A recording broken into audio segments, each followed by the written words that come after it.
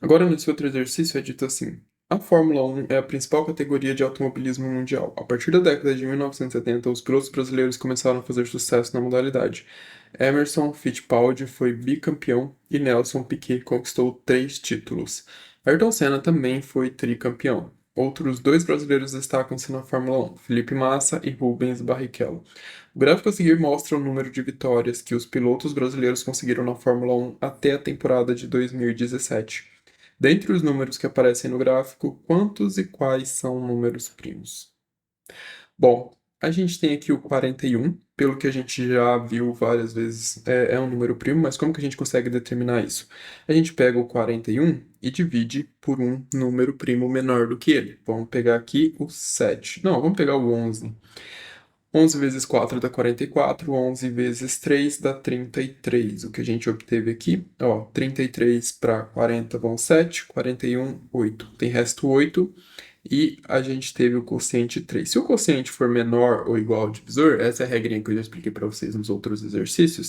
Se o quociente for menor ou igual ao divisor, a gente tem que esse número é primo.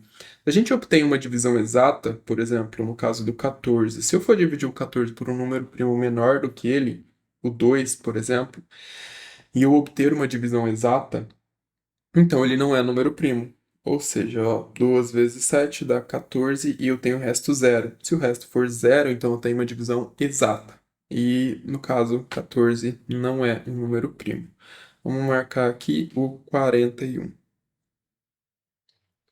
E a gente vai ter o 11. O 11 a gente já viu que é número primo, nem, enfim, tá um dos primeiros números primos, né? Que a gente já viu lá no canal. O número 1. O número 1 não é primo, tá? O número 1 não é um número primo, nem composto. Não é considerado um número primo nem composto. O número 23 é um número primo. Você pode fazer o teste dividindo ele por 11. Ó, 23 dividido por 11. Você pode dividir por 2, você pode pegar a lista de números primos e começar a dividir. Por 2, por 5, por 7, por 11, por 13, por 17, por 19. Todos são menores do que 23. Mas fazendo isso com 11 já dá certo, ó, porque 11 vezes 2 dá 22. E a gente tem resto 1.